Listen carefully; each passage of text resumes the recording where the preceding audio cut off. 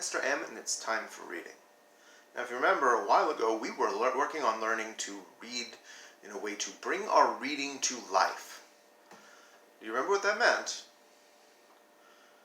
Bringing our reading to life means reading in such a way that the words seem real, that it doesn't sound like just words printed on paper. Even if they are words printed on paper, when you read them, we're bringing them to life. It means giving them a new reality. So, one way to do this is to read the words like they mean something, and to read the way people might say them if they were interested in it. Let's look at an example. I'm going to read this just the way it's written on paper, like what we learn in foundations, where we just learn what the letters sound like and put them together. Okay.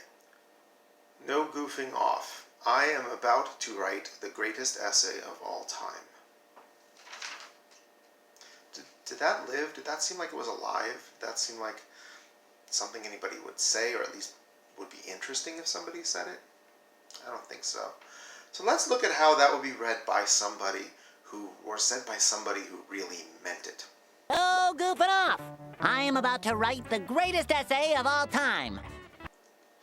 That was a little different, wasn't it?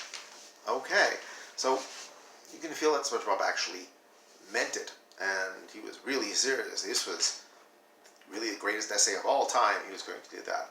So let's try another one. I'm going to read it just the way it's written on paper, without really feeling just sounding it, like if I were sounding it out or just knew what it said on the paper. Come on, pencil, make words. That sounded a little boring. How would somebody else have said it? Somebody, a great emotional roller coaster like SpongeBob. How would he say it? Come on, pencil, make words. Very different, right? You can feel that when I said it, didn't know really what it meant or how people were feeling when they said it. It didn't sound like anybody was feeling anything at all. The way SpongeBob says it, you can see that he is really feeling upset. He's really stressed out, and he really just wants his pencil to make some words. So let's try a third one now. Let's try this. Yes, my plan is working. Now everyone in town will know what a jerk Krabs is.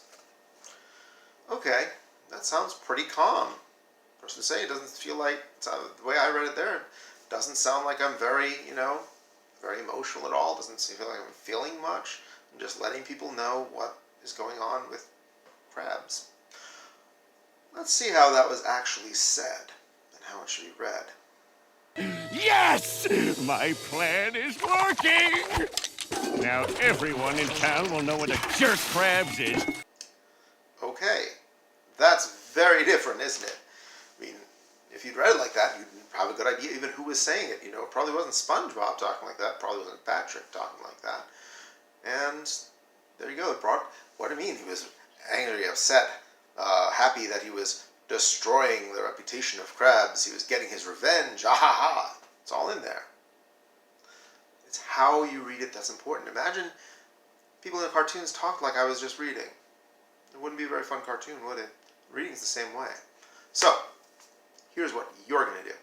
You are going to go do your independent reading like you normally do. 20 minutes. Now, I want you to read, even if you can read to yourself, this time I want you to read out loud. And I want you to read it the way you think it was felt, the way you think somebody with feelings would read it. Dramatic. You can be over the top and more dramatic than anything, but if you want. If you're going to make a mistake by being too feeling, not feeling enough. Okay? All right, go practice that. Bye.